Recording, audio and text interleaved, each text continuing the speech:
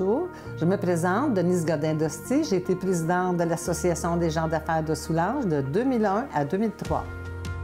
Bien, ici, c'est le répertoire des gens d'affaires de Soulanges.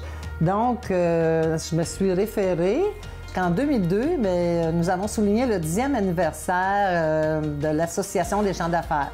De la publicité, donc on revoit ici l'entreprise MDV. J'étais associée à l'entreprise MDV, Marcel Dosti Ventilation. Donc ici aussi, nos membres, la carte de Soulanges et toutes nos activités qui ont lieu en 2002. Puis il y avait une belle ouverture, puis même à un moment donné, on était 2 sur le CA des gens d'affaires. Mais j'ai beaucoup appris.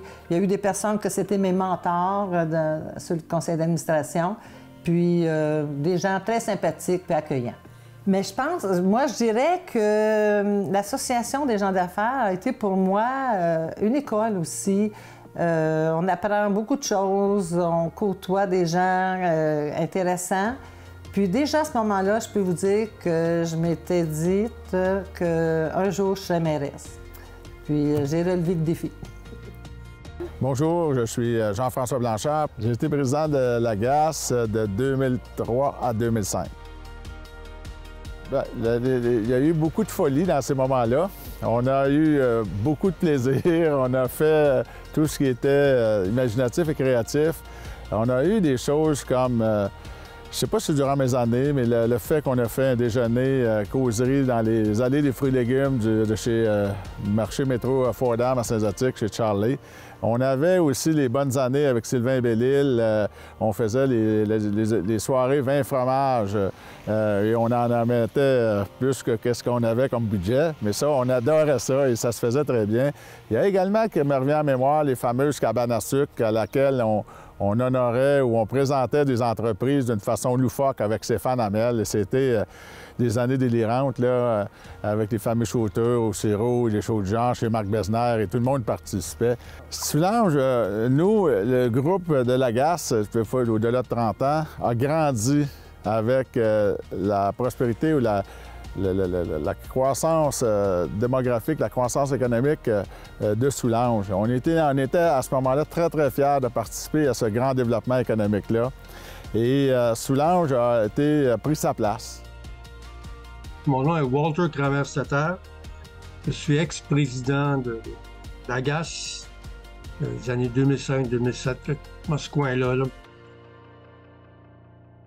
Et la GAS, j'ai été approché par Charlie Fordham, qui est mon mentor. J'ai beaucoup de respect pour lui. C'est un grand homme de notre région.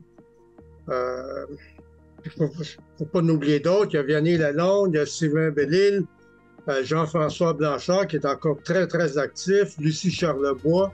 C'est tous ces gens qui m'ont précédé à la présidence de la GAS, qui m'ont montré le chemin, qui m'ont enseigné, qui m'ont coaché.